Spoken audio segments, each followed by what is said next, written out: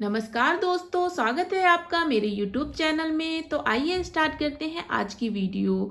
पिछली वीडियो में मैंने बौद्ध धर्म कंप्लीट करा दिया था और आज मैं आपको पढ़ाने जा रही हूँ जैन धर्म। तो आइए जैन धर्म के बारे में कुछ जान लेते हैं। जैन संस्कृत के जिन शब्द से बना है और जिसका अर्थ होता है विजेता। जैन धर्म अत्यंत प्राचीन धर्म है और इसकी स्थापना वैदिक काल में ही हो चुकी थी। वर्धमान महावीर स्वामी जैन धर्म के 24वें तीर्थंकर थे और इनसे पहले 23 तीर्थंकर जैन धर्म का प्रचार प्रसार कर चुके थे। तो जैन धर्म में कुल टोटल 24 तीर्थंकर हुए और इनमें जो पहला तीर्थंकर था वो था ऋषभदेव, जिसे आदिनाथ और वृषभनाथ के नाम से भी हम जानते हैं। ऋषभदेव जैन धर्म के वास्तविक संस्थापक माने जाते हैं। इसके बाद बहुत सारे तीर्थंकर हैं जो मैं आपको लास्ट में एक सूची बना के दे दूंगी। यहाँ कुछ इम्पोर्टेंट देख लो जहाँ से क्वेश्चंस पूछे जाते हैं।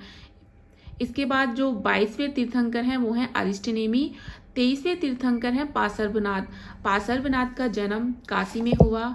इनके पिता अश्वसेन काशी के एक राजा थे और इनको ज्ञान की प्राप्ति संवेद पर्वत पर हुई और इन्होंने 4 शिक्षाएं प्रदान की: सत्य, अहिंसा, अस्तेय और अपरिग्रह। इसके बाद जो 24वें तीर्थंकर आए महावीर स्वामी, इन्होंने ये 4 शिक्षाएं तो दी ही, सत्य, अहिंसा, अस्तेय और अपरिग्रह, लेकिन इन्होंने इनमें 5वीं शिक्षा भी जोड़ दी, ब्रह्मचर्य की। तो जैन धर्म में ये जो 5 शिक्षाएं थी इनको पंच महाव्रत अणुव्रत कहा गया। इसके बाद हम जैन धर्म के 24वें तीर्थंकर महावीर स्वामी का जीवन परिचय देख लेते हैं। तो इनका जन्म 599 ईसा पूर्व में कुंडग्राम या फिर कुंडलपुर में वैशाली के निकट हुआ था। इनके पिता का नाम सिद्धार्थ था जो ज्ञात्रक क्षत्रियों के संघ के एक प्रधान थे। इनकी माता का नाम त्रिशला था और ये वैशाली के लिच्छवी गणराज्य के प्रमुख चेटक की बहन थी। इनके बचपन का नाम वर्धमान था। इनकी पत्नी का नाम यशोदा था और इनकी पुत्री का नाम अड़ोजा या फिर प्रियदर्शना के नाम से भी इन्हें जाना जाता था। इनके दामाद का नाम जमाली था और इन्होंने 30 वर्ष की अवस्था में गृह त्याग कर दिया था और 12 वर्ष की कठोर तपस्या के बाद यानी कि 42 वर्ष की अवस्था में जृंभिका ग्राम के समीप ऋजुपालिका नदी के तट पर और साल वृक्ष के नीचे इन्हें ज्ञान की प्राप्ति हुई थी। इनके पूर्ण ज्ञान को कैवल्य कहा गया था। तो ज्ञान की प्राप्ति के बाद इन्हें कई नामों से जाना गया था: अरहत यानी कि योग्य, जिन यानी कि विजेता, निग्रंथ यानी कि बंधन रहित। तो इन नामों से इन्हें जाना गया। ज्ञान की प्राप्ति के बाद इन्होंने अपने सिद्धांतों का प्रचार स्टार्ट किया और इन्होंने अपना प्रथम उपदेश राजगृह में दिया और अपना पहला उपदेश इन्होंने अपने प्रथम शिष्य जमाली को दिया।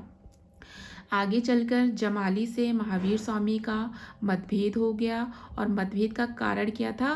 क्रियामाणकृत सिद्धांत यानी कि कार्य करते ही पूर्ण हो जाना। इस चीज को लेकर महास्वामी और जमाली के बीच मतभेद हो गया और आगे चलकर इस मतभेद के कारण ही जमाली ने संघ छोड़ दिया और एक नए सिद्धांत बहुरतवाद का प्रतिपादन किया, यानी कि कार्य पूर्ण होने पर ही पूर्ण माना जाएगा। इस सिद्धांत को अपनाया जमाली ने। आगे चलकर महावीर स्वामी ने पंच महाव्रत की शिक्षा प्रदान की: सत्य, अहिंसा, अस्तेय, अपरिग्रह और ब्रह्मचर्य। 72 वर्ष की आयु में इनकी मृत्यु हो गई 527 ईसा पूर्व में राजगृह के समीप पावापुरी नामक स्थान पर। महावीर स्वामी ने अपने जीवन काल में एक संघ की स्थापना की और इस संघ के 11 अनुयायी थे। ये 11 अनुयायी आइए देख लेते हैं कौन कौन से थे। इंद्रभूति, अग्निभूति, वायुभूति, ये तीनों ही भाई भाई थे। इसके अलावा आर्यव्यक्त, सुधर्मन, मंडित, मौर्यपुत्र, अंकपित, अचल भ्राता, मैतार्य और प्रभास। तो ये 11 अनुयायी इस संघ के थे और महावीर स्वामी की मृत्यु के बाद इस संघ का अध्यक्ष सुधर्मन को बनाया गया और सुधर्मन की मृत्यु के बाद भी जम्बू नामक व्यक्ति 44 वर्ष तक इस संघ का अध्यक्ष बना और आगे चलकर जैन संप्रदाय 2 संप्रदायों में विभक्त हो गया, श्वेतांबर और दिगंबर। तो इसके बाद हम देख लेते हैं कि श्वेतांबर और दिगंबर में क्या अंतर है। श्वेतांबर के संस्थापक स्थूलभद्र थे, जबकि दिगंबर के संस्थापक भद्रबाहु थे। श्वेतांबर के अनुयायी श्वेत वस्त्र धारण करते थे, जबकि दिगंबर के अनुयायी नग्न रहकर तपस्या करते थे। श्वेतांबर के अनुयायी परिवर्तन को स्वीकार करते थे, जबकि दिगंबर के लोग रूढ़िवादी थे, ये परिवर्तन को स्वीकार नहीं करते थे। श्वेतांबर में स्त्री के लिए मोक्ष प्राप्ति संभव थी, जबकि दिगंबर में स्त्री के लिए मोक्ष संभव नहीं था। श्वेतांबर के मत के अनुसार महावीर स्वामी विवाहित थे, जबकि दिगंबर के मत के अनुसार महावीर स्वामी विवाहित नहीं थे।